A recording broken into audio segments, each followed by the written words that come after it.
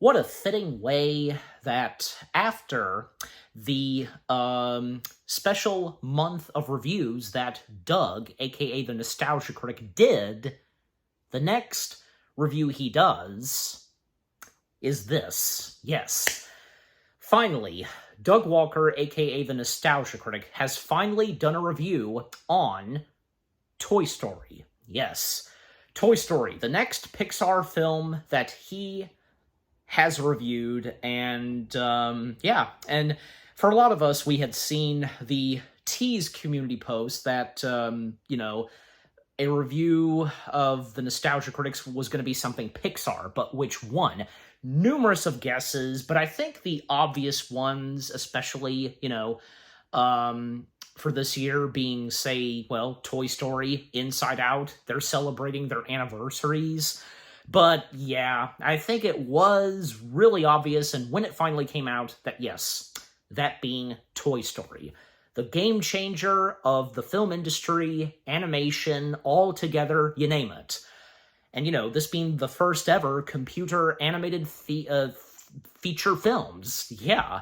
Well, I have no doubt, of course, that Doug, as the Nostalgia Critic, is going to have some positive things to say, but I will point this out, and I know that he will too. Even when, he did a review on this for Disney-cember, like the CG animation, even as of today, it's not that bad. I mean, good lord. When you would watch that today, and after, say, Toy Story 4, geez Louise, the evolution of computer animation and in the world of Toy Story, how it indeed has evolved, I tell you. And that especially goes for the human characters. Oh boy. Yeah, and as Doug pointed out in his Disney-cember review, the animals, and I think, the animals and the human characters look awkward, but, they did the best they could with humans and animals. I mean, Scud didn't look that bad, and for Sid, he was really the only, human character we got to see all the time. Well, I mean, of course, we got to see a good chunk of, Hannah and Andy, but yeah, and glimpses of Andy's mom and the parents, but yeah. Thank God that in the later Pixar films, the humans looked better. I want to say, it was definitely up till, say, Finding Nemo and The Incredibles where they really started to look pretty good, but it was definitely when The Incredibles made its debut, and yeah, that's when they really started to get the hang of it doing human characters. And yeah, The Incredibles was the first ever Pixar film with an all-star human cast. Yeah. And I think for that matter, yeah, it was not only Pixar's first, but the first ever computer animated film to have all the characters be humans, right? So, yeah. I mean, with the exception of, say, the Omnidroid, but, that being a robot, but still, you get my point. Again, no doubt that Doug's gonna have some positive things to say about Toy Story. And as for me, because I usually talk about what I have to say about whatever movie it is that Doug reviews. Now, I made this very clear, even when I did my own review of Toy Story, if anybody wants to go check that out. Of course, I respect Toy Story, and respect the heck out of it, because it's the first ever computer animated feature film in history. I mean, it made movie history, animation history, all together, all of the above.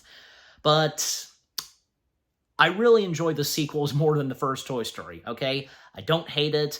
I'm not saying that I, despise it. I'm just saying, I don't know, I guess, look, I know I enjoyed it at a younger age, but when I got older, I started to drive away from the first film. I guess mainly it's the vibe and feel in the first Toy Story film that I'm not into. I don't know how to explain it, but I'm sure, it's one of those things, and because we don't know how to explain it. We're just, not that we hate or not really into a movie like Toy Story, it's just, yeah. Toy Story 2 and Toy Story 3, I can watch those anytime. I can take them, just, yeah. And I don't want to be compared to, say, how Doug feels about the first Shrek film, okay? Totally different. Just, yeah, bear with me, please. But, yeah. But And also, yeah, because I feel like mentioning this. Like, what is there anything else I want to mention about Toy Story? I mean, of course, on the first one. Well, I mean, nothing really, but But I also wonder, I don't know, maybe he will talk about some fun facts and maybe the mentioning of Black Friday, but we'll find out. It's his review. Also, I feel like mentioning this. Does anybody, whoever has gone to Disney World like me, did any of you get a chance to eat Pizza Planet? Yeah. Say what you will, I thought that the pizza at Pizza Planet, it didn't taste that bad. And besides, like, you know, it was a nice place to go to, and that is until it got replaced with the Rizzo Pizzeria, which, fit very well with the rest of the atmosphere of, Muppets Courtyard / Grand Park, but yeah, anyways. Okay, but enough said. Without further ado, let us see what Doug, aka the Nostalgia Critic, has to say and review on the first Toy Story film. So here we go. Beginning in 3, 2, 1... play. Check us out at Midwest Gaming Classic April 4th through 6th in Milwaukee, Wisconsin. And check us out at C2E2 April 11th and no to sponsor for in this one. Chicago, Illinois. Hope to see you there. Yeah, it would be nice to go to one of those. Yet again, the intro short. Also, I have some leftover Dr. Pepper when I had lunch. It's the mid-90s. Everything has CG in it, and Hollywood is about to release its first CG animated movie. There was talk of doing some prissy shit with toys, but we scrapped that to give you what we know always works. Kabloomageddon! Kabloomageddon? This ain't no kids' film unless you're a male in that demographic gold mine of 13 to 18. This is extreme, non-stop action. Behold, Agent Hitman, a character who's way too advanced for mid-90s CG, but just go with it. I'm in a dimly lit lab with reflective surfaces. Good, now be easy for us to render. Now find the disc with the names and/or codes on it to stop the monsters and/or robots from destroying us all. 90s catchphrase. With his partner, Agent Love Interest, a no-nonsense assassin Heather. with awkward anatomy we clearly haven't figured out yet, but our horny fan base won't care. Try to keep up. Hey, it's the 90s. I'm not just some pretty face who needs to be saved. I can take care of myself and I'm hot. And because we're gonna have a weird fetish for disaster flicks for a while, you can watch our heroes fight aliens with Mother Nature. Throw the tornadoes! The volcanoes! The thing from Deep Rising! Someone remembers me. So, if you're ready to see the dinosaurs from Jurassic Park and the sharks from Deep Blue Sea fight on the Titanic, then please come right for us.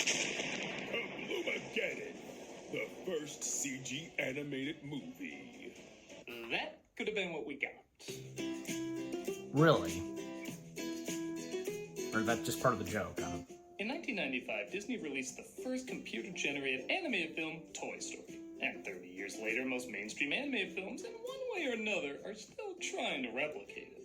The same way for decades Snow White provided the feel and tone for most hand-drawn films, Toy Story laid the groundwork for most CG films. Sure, there's an occasional variant, but most movies try to replicate this style. Snarky humor with a good heart that has modern dialogue with comedy for both kids and adults. Even Shrek, the other film most animated features try to mimic, you could argue is Toy Story taken to a more self-aware and cynical extreme. But while this is the norm and has been for several years, people forget this was kind of a risky choice. Most CGI movies at the time were used for low-lit action and creepy monsters and natural disasters. The idea of doing a bright and colorful G-rated film about children's toys did not seem like the logical choice. Honestly, the trailer for this movie was so bad, I didn't know anyone else excited to check it out.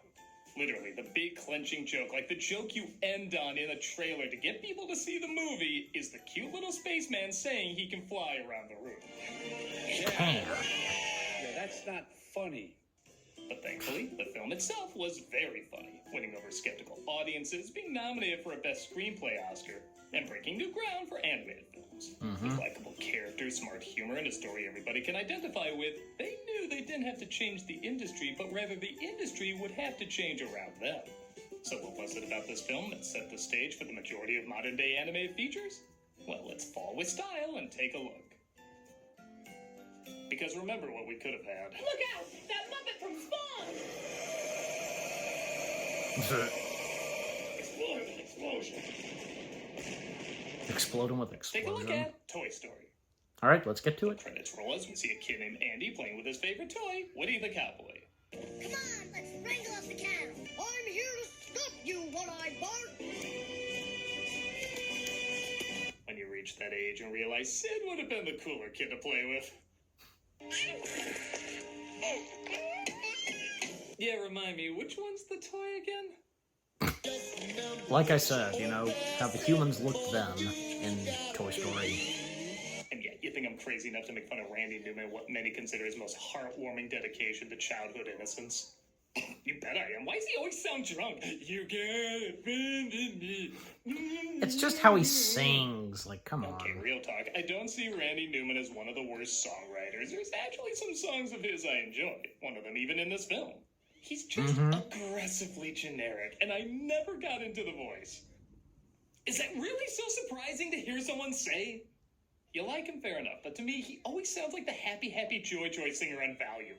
Some other folks might be a little bit smarter than I am. If and you ain't the granddaddy of all liars. Anyway, Andy plays with his favorite toy, who I'm only now noticing leaves his mouth open in the intro. Maybe he's coming to grips with his existence, Yeah. like... Yeah, he's done that, but that was the only that was the only time. Leaves the room, Woody, played by Tom Hanks, and all his other toys come to life. Staff meeting, everybody. Got a staff meeting, you guys. Come on, let's go. It is fun comparing the technology back then and how mind-blowing it was to modern-day animated films. Don't get me wrong, for the first film, this looks very, very good, and it's very smart to choose toys as the main characters, as that's very CG-friendly. But not only do the humans look weird like we discussed before, but, man, some of those pixely backgrounds are a little distracting nowadays. These surfaces look like Doom half the time. Yeah. Woody is the ringleader of the toys and even has a girlfriend named Bo Peep, played by Annie Potts, who again gets some weird faces out of him. I'm just a couple of blocks away. If a grown man comes to a kid's birthday party with any of these faces, don't let him in. That could be the thumbnail that I just did, you know, imitating Woody. I'm Picasso. I don't get it. You can easily see the Pixar formula getting set up, introducing characters through a slice-of-life scenario, utilizing comedy and puns, eventually leading to a relatable social problem both kids and adults can relate to. I don't think it's a coincidence this was done at the height of Seinfeld's popularity. As a lot of comedic dialogue has a lot of Seinfeld snark. It's very easy to see these attitudes from the leads on that show. It's just a mistake. Well, that mistake is sitting in your spot. Well, that mistake is sitting in your spot. This is no time to panic. This is the perfect Time to panic. This is a perfect time to panic! I found my moving buddy. I found my moving buddy. Great, now I have guilt. Oh, great. Now I have guilt. I don't know. Say from what? That was a long time ago. Let's keep going. Yeah. Slinky? Sir, no, sir. Woody has a fair amount of friends like Rex, voiced by Wallace Shawn. How you doing, Rex? Were you scared? I was close to being scared. Wait until I tell Andre. Slink, played by Jim Varney. I got some bad news. Bad news? I just found out we're gonna do this till we're 80. As well as Ham and Potato Head, voiced by John Ratzenberger and Don Rickles. G6. Oh, you sunk it. Hey, Are you peeking? No, not the ear. Give me the nose. Come on. Feel lucky we're not wagering your tots again. They're all concerned because Andy is having a birthday party, which might mean new toys are going to replace him. I mean, come on, if you hold on to one of the first things Pixar ever animated, I think you're all safe. Establish Yeah. your recon post downstairs. Code red. Yes, sir. Little green soldiers are sent to spy on the party. And as you may have noticed, Arlie not every voicing line is a Sarge. home run. Come on, they're not lying down on the job. Not intentionally. It's cool though. That's Arlie Ermy as the sergeant. He'll make the dialogue more colorful. Holy dog shit, Texas only steers it. So he opens his Nice. last present and heads upstairs. Andy's coming, everybody, back to your places, hurry! And remember, if anybody says Andy's coming But to Arlie, of Disneyland, course- don't do that. It's gonna get old really quick. Arlie, of course, knowing to be a Andy's kid-friendly favorite sergeant. movie, yeah, still not buying that. Called Buzz Lightyear, played by Tim Allen. Star Command, come in. Do you read me? I don't answer. While everyone's great in this movie, we're used to seeing these types of performances from most of these actors. Tim Allen is really doing something different from his usual norm.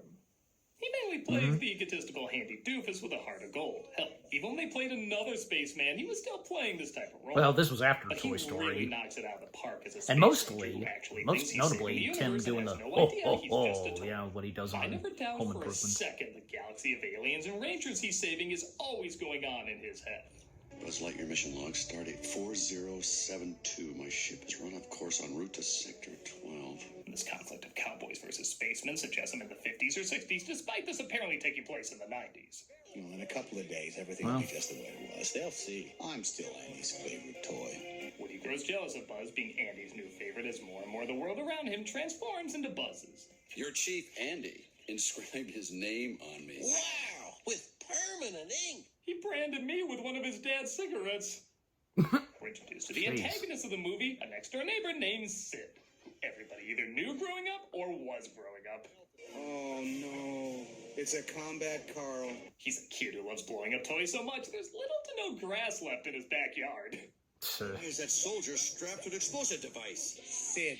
Sure is a hairy fella. No, that's Scott, you idiot. Are you sure? Dogs and humans don't look that different in this world. I love it And when the first villains in one. Pixar movies are just kids doing what they do. Because they're so naturally violent little messed up shits when you think about it. Yeah. The sooner we move, the better. They're taking the death of that toy pretty well. Maybe they were like, he knew what he was getting into when he applied for ages 4 and up. After a joke I still don't know is clever, lame, or ahead of its time, Woody decides to trap Buzz in a corner when Andy's told he can only pick one toy to take to Pizza Planet. The trap backfires, though, and knocks him out of house via Lucas homage, even down to the Wilhelm scream. Maybe it's one of his buttons, I don't know. After one of my favorite lines in the movie. This was no accident. What do you mean? I mean, Humpty Dumpty was pushed. God, that's funny. And my introduction Well, today that's a good comparison. Joke. Yeah, I'm not kidding. I look for this in every animated film now. Buzz sneaks Don't in we the door all? to get his payback. Revenge is not an idea we promote on my planet. Well, that's good. And besides, A113 has a very important part in This is animation. when I was like, okay, this style needs to stay because most of 1995 Disney would have stopped at the first half of that line. But they were like, screw it, we want to be funny, and they convinced Disney to leave it in. Okay, I know it's not the same level as Ryan Reynolds convincing Kevin Feige, but it's still pretty cool. Oh, the lost toy. Yeah, because Pixar wanted Woody to causing them to bring fall something He different realizes to if Toy he's gonna Find a Story. way home, he has to bring Buzz because without him, he won't be allowed back. Now you're sure this space freighter will return to its port of origin once it jettisons its food supply? I should say, while the CG cartoon style was certainly being experimented with, the only two that really felt like they understood the importance of facial expressions was this and Casper. And okay, well, I didn't personally get into that movie that much. It was the first time people saw CGI could have just as big a range of facial reactions as hand-drawn animation. These little smirks and eye rolls and split-second ticks not only make the scenes a lot funnier, but they make the characters feel much more alive, at a time when this just wasn't being utilized, at least not to this degree. Come on, man, hurry up. And good comparison with Casper. Oh, sweet, a Buzz Lightyear doll, and it's alive! God, I'm stoned. Casper and the Three Ghosts, The way like, the Pizza Planet I think they is still such look a pretty cinema good. 43-year-old man, and I am still waiting for this place to exist. I mean, that's Alien the kindergarten game. But Buzz sneaks into a crane machine where he encounters even more oddities. A stranger from the outside. Greetings, I am Buzz Lightyear. Well, technically you should all know each other from the show, but then again, Buzz is Zurg now, so who gives a shit about anything? Claw's our master. Claw chooses who will go and who will stay. This is ludicrous. Sid tries his luck at the game, and maybe the biggest hole of the film, someone actually gets a toy from a crane machine. Twice. He has been chosen. Yeah. Hey, what are you doing? Stop again, Alex. Not gonna lie, I kinda like the toy version of Midsummer. Sid gets Buzz and Woody, who of course has terrible plans for them. Let's go home and play. Anyone else feel like this is Syndrome's backstory in reverse? At Sid's home, we see he's just as cruel to his sister's toys as he is to his own. Genie's Yep. all better now. I don't know what her problem is. I give Sid all my toys to have him improved. I'm not kidding. The designs of Sid's Ultra toys are some of the most imaginative creations in any Pixar film. Even his room is filled with all sorts of hilarious little touches, like all the locks on the door, this bumper sticker, and I don't know what Killing Paul Bunyan is, but if he has a poster of it, I'm into it. Come in, Buzz And Lightyear. The poster was seen in Monsters, They Inc. try to escape, but Buzz sees a commercial clarifying he is, in fact, a toy. Made in Taiwan. Available at all Alice Toy Fountain outlets in the Tri-County area. I could say it's more proof of the Seinfeld influence as they're building up Wayne Knight's appearance, but honestly, I'm distracted by the TV's channel changer. What is the story behind this family? I don't think I really paid attention to that. This starts the one song I do genuinely enjoy, I'll Go Sailing No More. It captures It's a good the one. tone, it's sad, it has a decent melody. And The song's so good, Buzz's even Randy's voice situation. can't ruin it. Now I know exactly who I am. But God, does he try? He sounds like Will Sasso's impression of him. I still haven't seen a Bug's Life or Toy Story, but I don't need to. You know, writing songs is easy. Buzz tries Was to that- prove to himself he can fly, but goes boom, leading to Sid's sister discovering him. Mom, have you seen my Sally doll? Never mind. Now I can torture his toys. Actually, I'm not too far off as Woody sees the sister playing with Buzz and tries to get him out. Hannah! Oh, Hannah! Mom? Please excuse me, ladies. I have to check on my mom. I think she's dying. Oh, Hannah! Gone! Oh, God. Buzz finally cracks having tea with the sister's dolls. I like one of the beheaded ones is called Marie Antoinette. And am I crazy or is this some of the I am funniest Mrs. acting Nesbit. Tim Allen's ever done? Let's get you out of here, Buzz. Don't you get it? You see the hat? I am Mrs. Nesbit. I'm telling you, this kid is weird. She's My talking mom about monsters loves in her closet that. when she was younger. She's all messed up. Woody reaches You know, his there friends, is a but character in don't Monsters have to trust him Incorporated after named what he did Mrs. to Nesbit. Buzz as well is not much help. Hiya, fellas. What are you To trying infinity to and beyond. Well, we know when this goes public, the main Jagged Edge will make a horror film out of this. Everyone abandons Woody. It's a little funny Slink is the last one to leave, even after his supposed true love does. And Sid straps Buzz to a rocket, Well, planning to launch him in the morning. And How Buzz horrified hoping they're he's unable to find seeing Woody or this, Buzz I before guess they you could move say. away. Oh, Woody. If only you could see how much Andy misses you. That'd be nice! Let me in! Woody finally confesses his jealousy over Buzz. I mean, the dude is getting better in-jokes at him. And Buzz starts to realize just because he's a toy doesn't mean he can't save the day for someone special. I'm the one that should be strapped to that rocket. Buzz, come on, Sheriff. Let's get this thing off of me and onto you! Woody is set free, but Buzz is taken to be launched. Once Woody discovers the toys in Sid's room wants to help, he utilizes them to get back at Sid. It's busted. Who are you calling busted? This scene is basically as funny as you would think it is. Yep. As I think they finally put together how scary Woody's face can be. We don't like being blown up. Oh no. Oh, you had to go there. And Sid is suddenly terrified of every toy he sees. Come to think of it, was that a nod to Talkie Tina with Woody talking with Sid? Toy Story 5 I is don't about know. its exposure therapy. They tried to follow the moving van with Andy's Look where we family would on see it, Sid Sid's next dad sees time them. in Toy Story.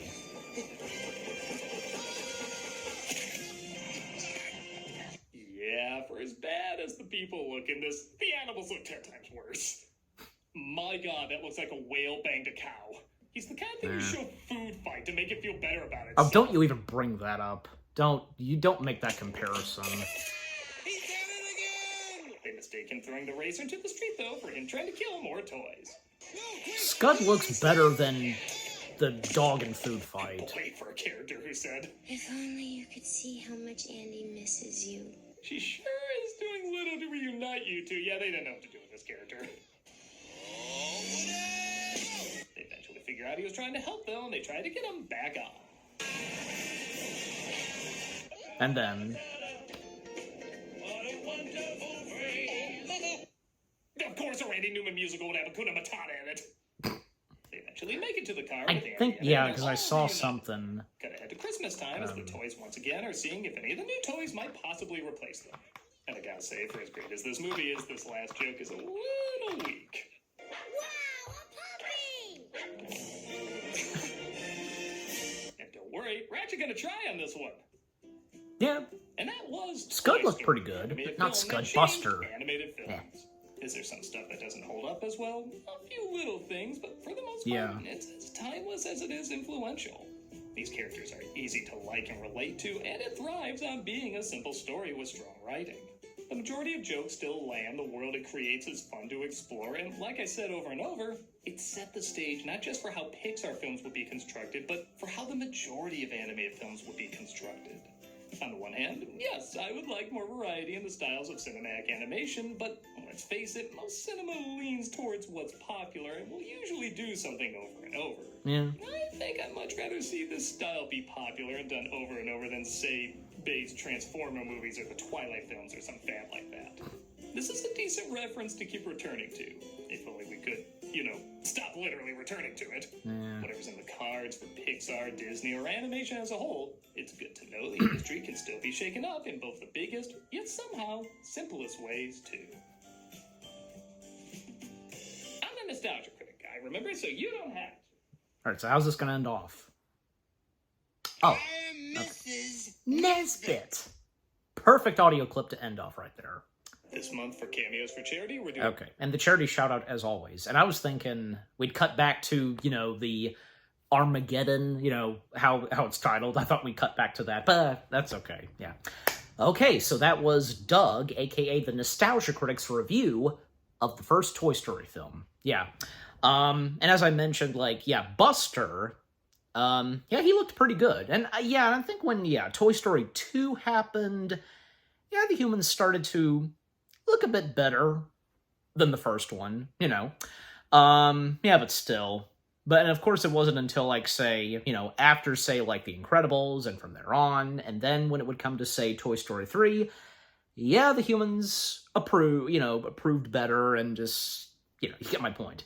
And as I also mentioned, look what would happen next. Look what would happen the next time we would see Sid. We would see him as a garbage man. Which, by the way, the same voice for Sid did come back to voice Sid in Toy Story 3. Only where, because all that we get of Sid and the dialogue he has is just him, listening to his jams, bam, bam, bam, bam, bam. But hey, it was still great to see that was the original voice, just like how, they got John Morris back to voice older Andy in Toy Story 3. So yeah, how fitting was that? Okay, is there anything that, that I want to mention that he said? Well, because some bits of animation in this, the CG, even nowadays when watching it, it looked good then, but parts of most of the first Toy Story film still look pretty good, and as Doug said, and what he had to say, and the final things he had to say, well said, yeah. What else is there to point out? I don't know, because, because of course I'm well aware of this. He's always, I guess humorously poked fun at Randy Newman.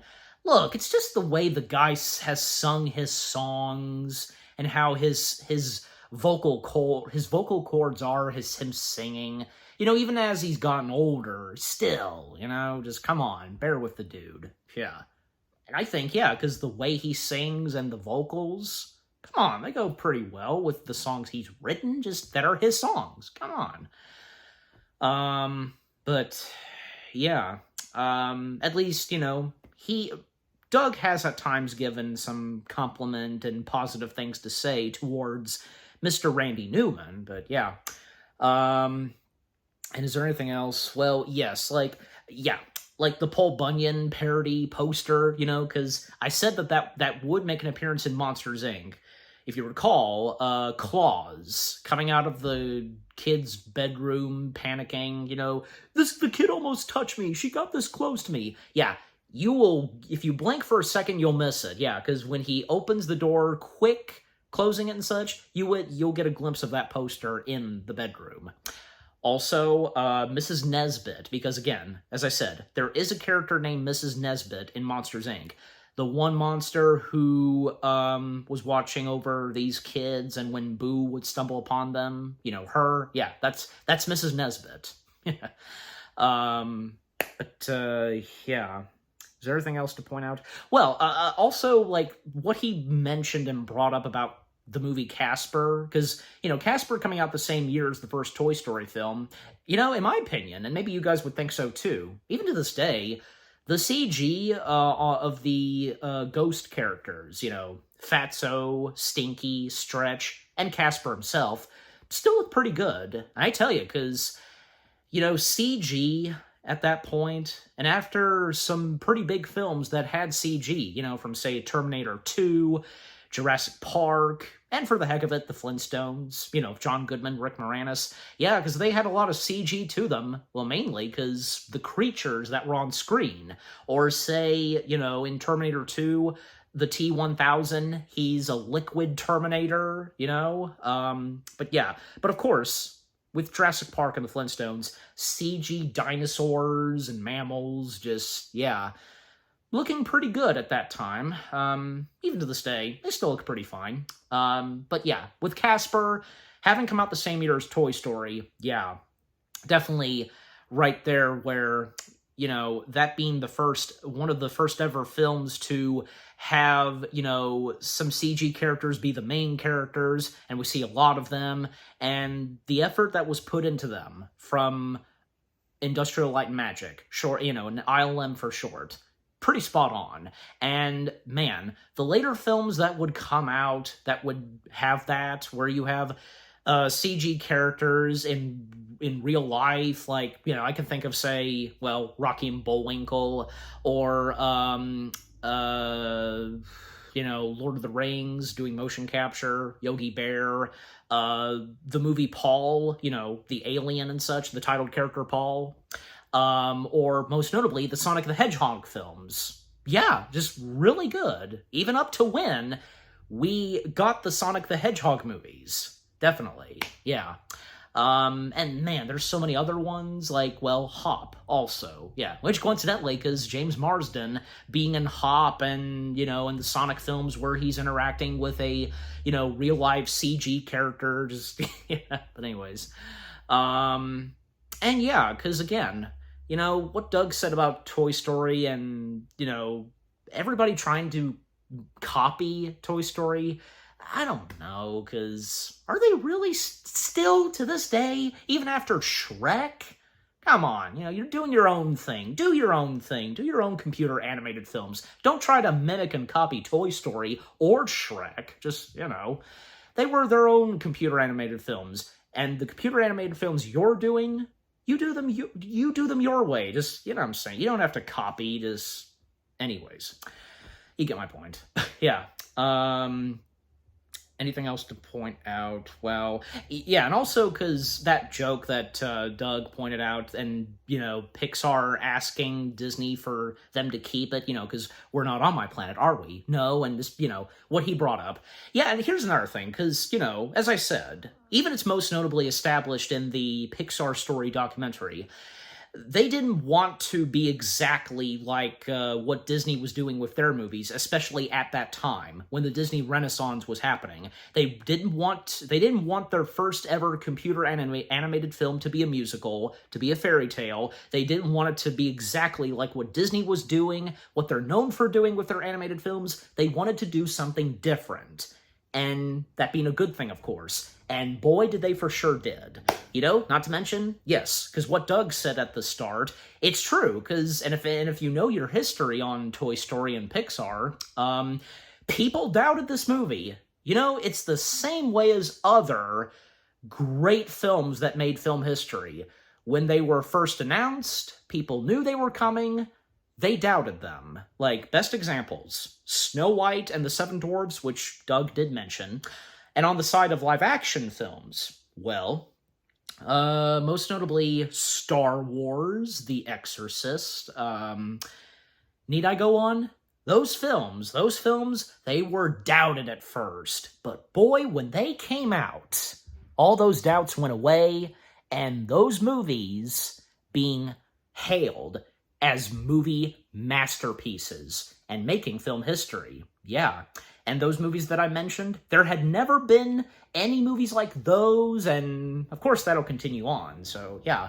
So yeah, Toy Story, that was definitely a game changer in the movie industry, the animation industry, all the above. Just, yeah, that was amazing.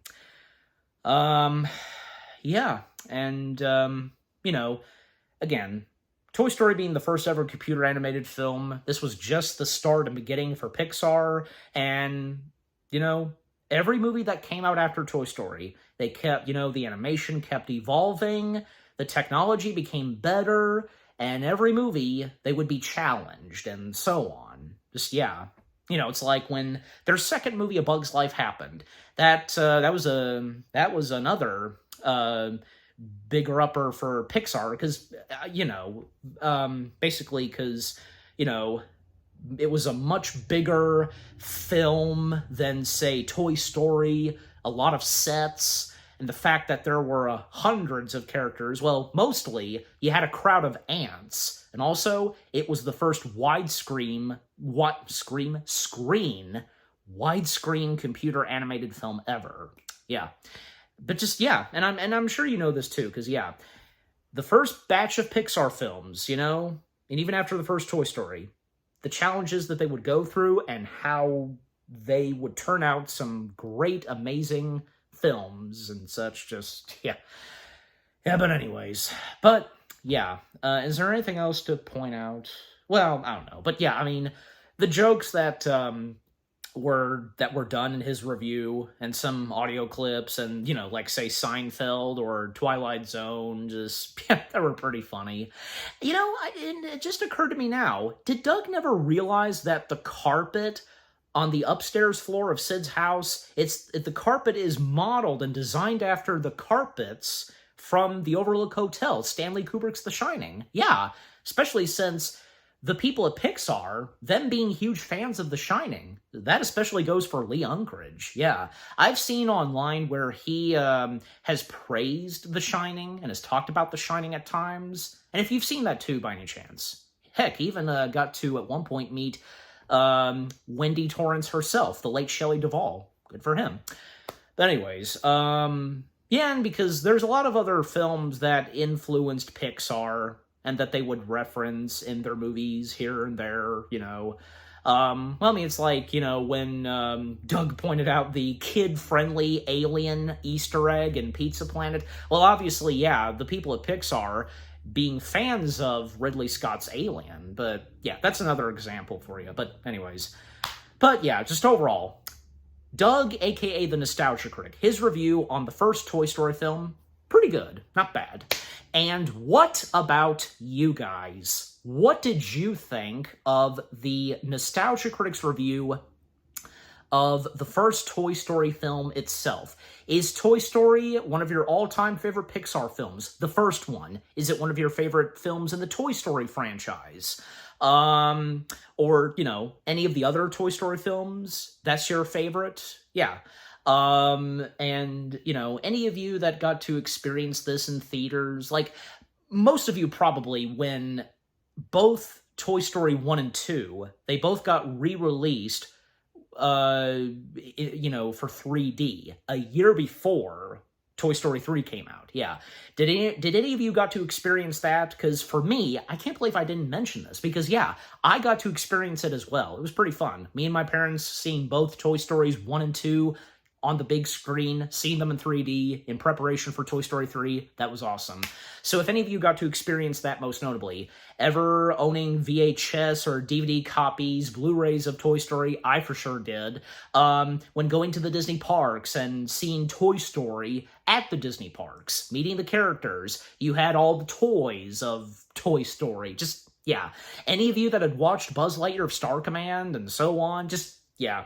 And what were some of your favorite parts in his review of the first Toy Story film? Did you get good laughs and chuckles? Yeah, but just overall, what do you think of the Nostalgia Critic's review of Toy Story, the Nostalgia Critic video itself, and with what I've had to say, my reaction, and yeah, what did you think of my reaction to the Nostalgia Critic video? Leave comments and give this reaction video a like, as always.